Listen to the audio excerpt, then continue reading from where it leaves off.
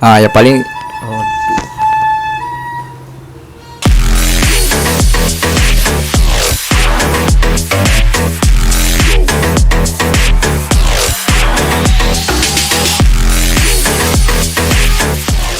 Assalamualaikum, kembali lagi bersama aku Fauzi Sabli. Review santai hari ni aku nak sembang sikit pasal perlawanan yang berlangsung pada malam semalam, iaitu pasukan JDT menentang pasukan Nagoya Grampus daripada Jepun. Yang mana match ni berlangsung di Stadium Raja Manggala, iaitu stadium utama di Thailand. Perlawanan ni juga merupakan perlawanan yang pertama bagi pasukan JDT dalam Grup G, yang mana diorang bertanding di pertandingan ACL, iaitu Asia Champions League, di mana di dalam grup ni tim-tim yang beraksi adalah seperti Pohang Steelers, Ratchaburi, Johor Darul Takzim dan juga yang mana kita tahu Nagoya Grampus daripada Jepun. Jom kita tengok line up pasukan JDT. Macam korang tengok, actually sebenarnya line up ni aku dah jangka lah yang akan diturunkan oleh Benjamin Mora selaku jurulatih pasukan JDT. Tapi ada satu je lah yang buatkan aku terkejut kat sini. Yang paling aku terkejut adalah bila Benjamin Mora membuat keputusan untuk memainkan Arif Aiman. Yang macam mana korang pun sendiri tahu, Arif Aiman merupakan player muda daripada pasukan JDT, iaitu player academy. Okey, sembang-sembang, jom kita tengok first half JDT menentang Nagoya Grampus ni macam mana. Okey, pada 10 minit terawal, pasukan JDT dan pasukan Nagoya Grampus diorang start dengan agak sedikit perlahan lah. Maybe sebab diorang nak sesuaikan diri dengan stadium baru. Sebab yelah, Nagoya Grampus pun tak pernah pula datang Thailand main dekat Raja Manggala tu kan. Tapi macam pasukan Malaysia adalah beberapa player yang berpengalaman main dekat stadium Raja Manggala tu. 10 minit pertama tu aku tengok pasukan JDT dan Nagoya Grampus, diorang macam masing-masing mencari rentak. Kalau boleh tengok pun kadang-kadang diorang pass tak kena, dribble tak jadi. Lepas tu kalau korang perasan juga, 15 minit pertama ni perlawanan dia agak sedikit tight lah kata. Sebab masing-masing pun saling balas-membalas, cuba mencari rentak dan cuba menyesuaikan diri kan. Pupak main 15 minit pertama sedar-sedar Safawi dah kena kad kuning dah. Maksudnya apa? Maksudnya kat sini semalam banyak gila fall half time tu.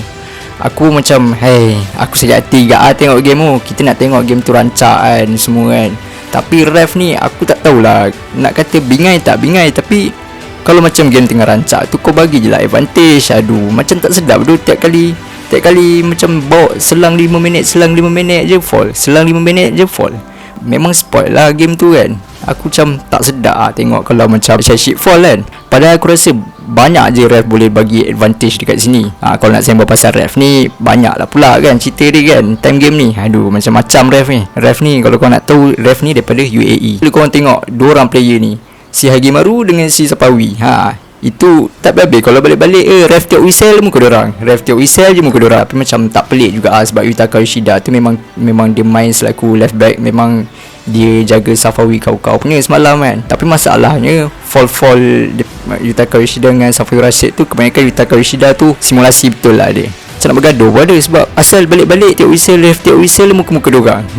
Game semalam memang aku bagi kredit sebenarnya dekat midfielder pasukan JDT, yang mana dibarisi oleh Leandro Velasquez, Fazail dan juga Suinsa. Diorang ni semalam kalau korang boleh tengok dekat bahagian tengah JDT tu nampak solid lah. Sebab diorang ni kalau macam pasukan Nagoya Grampus, tak kisahlah siapa midfielder Nagoya Grampus ke defender ke either striker, diorang press diorang bagus diorang rajin nampak lah work rate diorang semalam tu. Memang diorang main satu peranan yang amat penting di bahagian midfielder pasukan JDT. Tapi yang cuma semalam tu missing dia adalah finisher je lah. Kita macam tak boleh nak sudahkan permainan yang cantik tu kepada satu jaringan. Tapi overall aku tengok memang JDT semalam main baik. Abang Fox Sport tu pun macam terkejut jugalah pasukan Jepun main macam tu. Sebab dia macam tak expect lah kenapa side pasukan Jepun ni main macam ni. Ada macam persoalkan kan, kenapa pelik sangat kan. Kalau korang tahu pun pasukan Jepun lain, diorang mana main macam Nagoya Grampus semalam. Itu pun Nagoya Grampus menang pun sebab satu jaringan. Itu pun jaringan kontroversi kan. Tapi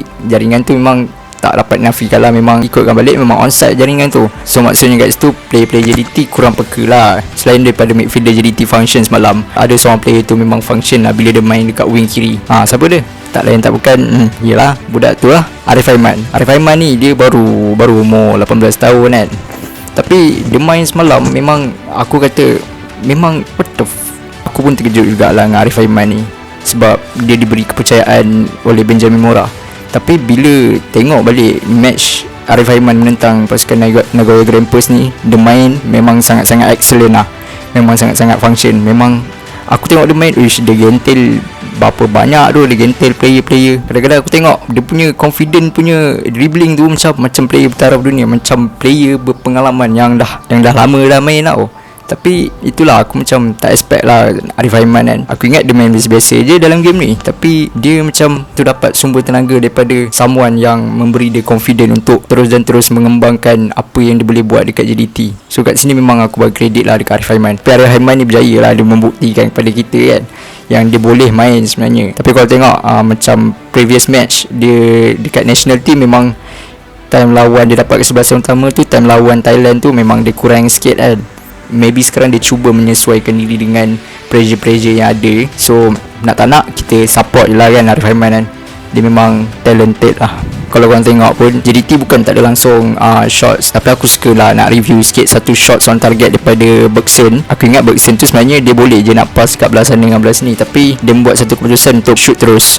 Not bad lah sebenarnya. Aku ingat melalut teruk kan, tapi bila tengok balik kan Bergson shot tu sebenarnya on target tau. Tapi sayang sikit je betul-betul sebelah tiang. Memang tak ada rezeki juga Tapi aku rasa itu antara shot on target yang cukup baik dan cantik lah daripada Bergson time first half. First half memang JDT main dengan cukup baik. Aku memang puji lah midfield dengan press diorang memang cukup function aku rasa. Cuma satu tu je lah, banyak sangat foul ref ni bagi. Aku pun tak faham. Game tengah sedap-sedap lah kau bagi foul Cuba kau tak tiup sikit whistle tu, bagi advantage dekat budak-budak ni. Bagilah chance juga diorang nak buat game-game gempak sikit. Bagilah kita orang terhibur kan. Ini tiap selang 5 minit je kau nak tiup. Selang 5 minit je kau nak tiup. Tak faham tu lah. Half saja perlawanan ni dah ada 3 kad kuning yang dilayankan oleh referee daripada Dubai ni. Malah nak cerita lebih pasal referee ni. Tak apa, balik-balik jom kita tengok second half macam mana pula. Second half JDT dan juga Nagoya Grampus ni, actually aku pujilah dengan player-player JDT ni, sebab time second half ni nampak diorang lagi confident, nampak diorang dah selesa dengan keadaan, dan juga nampaklah juga sikit-sikit rentak-rentak permainan tu. Memang aku tengok memang sedap lah kalau tengok JDT pegang bola je dekat lagi-lagi bahagian midfield, defend dengan striker. Memang diorang main sedap lah, diorang main short pass je. Lepas tu diorang tak banyak buatkan mistake-mistake bodoh lah. Sebab selalunya kalau tengok tim-tim Liga Malaysia ni kadang-kadang buat simple mistake je. Short pass diorang memang baik, control ball semua memang aku puji lah kan. So memang sedap lah kalau korang tengok game semalam. Walaupun kita sebagai underdog, tapi korang boleh tengok macam mana positioning pasukan JDT memang sangat-sangat baik lah, yang dikendalikan oleh pemain-pemain pasukan tengah. Diorang ni bagus lah kalau nak kata main semalam. Tapi semalam sayang, tengah sedap-sedap main, tiba-tiba lah ada seorang pula Mamat ni spoil. Mamat ni memang spoil lah kalau korang tengok. Yang mana Mamat ni dia telah membuat spoil pada minit ke-60. Tapi tak boleh juga nak salahkan dia, sebab dia buat keputusan yang betul. Tapi still lah, bagi orang-orang Malaysia dia memang spoil betul lah mood. Tengah sedap-sedap lah. Aku expect time tu JDT boleh seri atau menang lah sekurang-kurangnya 1-0, sebab sedap kot JDT main. Tapi spoil lah tu. Tapi itulah, nak buat macam mana kan, tak ada rezeki. Okey, sembang-sembang, jom kita tengok sikit gol kontroversi ni daripada Hiroyuki Abe. Actually sebenarnya keputusan yang dibuat oleh referee ni aku rasa memang tepat lah, sebab itu salah defend JDT jugalah, sebab tak peka dengan keadaan tu. Kalau korang tengok kat sini, Shane Lowry memang agak kurang peka lah dengan Yamasaki yang berada dekat sebelah dia tu. Tapi itulah, aku rasa simple mistake yang tak sepatutnya pasukan JDT buat. Dalam bola ni dia kena 100% fokus setiap minit dan setiap saat. Kalau korang tak fokus setiap minit, setiap saat, memang akan jadi macam ni lah, kita dihukum. Akhir balik-balik dengan satu jaringan tu lah diorang menang.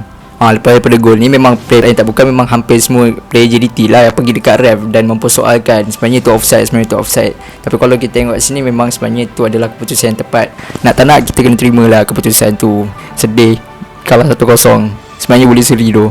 Serius tu, boleh seri. Okey, lepas daripada satu gol tu, JDT masih lagi tidak patah semangat untuk terus-menerus melakukan serangan kepada kubu pihak lawan. Sekali lagi diorang bermain dengan cukup bagus. Even diorang main simple pun, tapi asal lepas dah lah kan. Asal lepas midfielder, asal lepas defend Nagoya Grampus, lepas tu buat sikit asakan dan buat sikit pressure dekat pasukan Nagoya Grampus pun, aku rasa itu pun dah satu benda yang positif lah, yang boleh diambil oleh pasukan JDT. Aku bagi kredit lah dekat semua player JDT. Memang diorang buat kerja diorang lah. Diorang bukan main macam Malaysia lawan UAE itu. Diorang tak main macam tu. Macam Malaysia lawan UAE itu diorang macam main tak kejar bola. Tapi kali ni JDT main memang cukup baik lah. tutak main cantik dah JDT. Lepas tu tiba-tiba pada minit ke 91 JDT berjaya menghasilkan jaringan. Tapi sekali lagi lah, jaringan tu di-spoilkan. Aduh, memang korang pasal kalau game semalam yang spoil je seorang je, Mamat ni seorang je yang spoil game tu semalam. Kalau tidak JDT sekurang-kurangnya dah seri dah pun dengan Nagoya Grampus tu. Aku ingat hebat sangat lah Nagoya Grampus ni, padahal sebenarnya alah biasa-biasa je, main macam Perak. Tak, Perak kuat. Duh, memang kecewa doh time tu. Aku tengok Bergsen tu dia menjerit sekuat-kuatnya. Dia kata no kan. Memang dia tak puas hati lah bhai. Aduh, dah lah minit 91 orang nak seri kot. Aduh, ref tu spoil lah. Aku tak tahulah dia makan apa yang membuatkan mata dia ni macam bapak tajam siap. Mata dia macam mata helang bhai. Padahal ref tu duduk jauh dengan si Bergsen tu, tapi dia still boleh nampak tolakan tangan daripada Bergsen tu. Itulah pasal senang cerita game ni JDT melepaskan gol mudah lah sebab daripada lost concentration orang kan. Aku tak perhati betul lah. Sepatutnya gol Bergsen tu dah dikira tau. Sepatutnya Bergsen tak perlu kot tolak dia. Aku rasa kalau macam bola challenge macam tu, aku rasa better lah Bergsen simulasi. Kau dapat penalti pun okey lah sangat. Ini kau pula pergi tolak orang. Aduh, tak ada rezeki kan nak jadikan cerita. Kena sentiasa positif lah dengan result ni. Walaupun kalah dengan 1-0 hasil daripada kesilapan sendiri, kita lost focus time minit 60 tu, kita kena still positif lah. Sebenarnya Nagoya Grampus ni bukanlah kuat mana pun. Tak apa, lepas ni kita akan jumpa balik Nagoya Grampus ni. Korang kena mark tarikh korang 4 Julai 2021, yang mana 4 Julai ni merupakan hari Ahad. Macam biasalah jam 10 malam kita balas dendam balik lah dengan kekalahan semalam. Itu saja kot daripada aku hari ni. Kalau ada terkasar bahasa dan salah silap, aku mohon maaf. Okey, itu saja daripada aku, Fauzi Sabli. Assalamualaikum.